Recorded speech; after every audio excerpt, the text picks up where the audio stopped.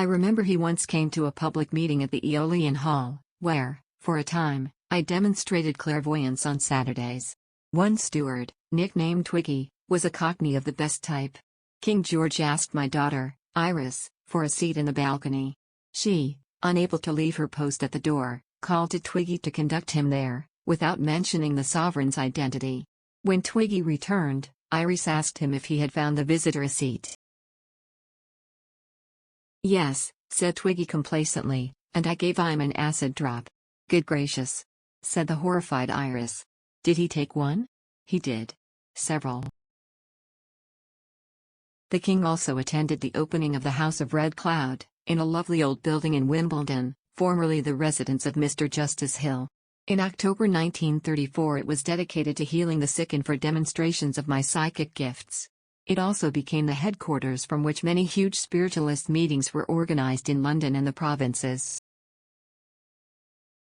They included those held in conjunction with the Sunday Pictorial and a campaign sponsored by the Daily Sketch. Much valuable work was done there until 1941 when, bombed out of my home in Esher, I went to the West Country to live, closing the doors of the House of Red Cloud behind me.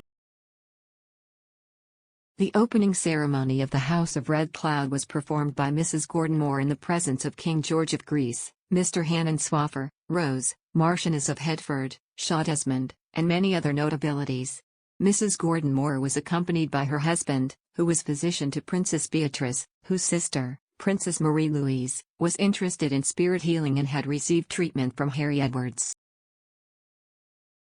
Princess Marie Louise frequently sent requests and questions to Red Cloud through Dr. Gordon Moore, who conveyed the answers to her.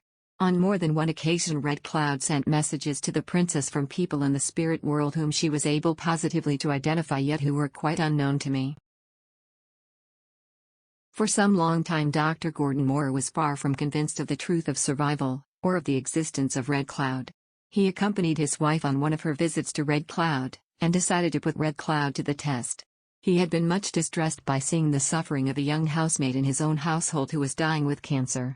If you can stop the suffering of this girl, I will believe, he said to Red Cloud.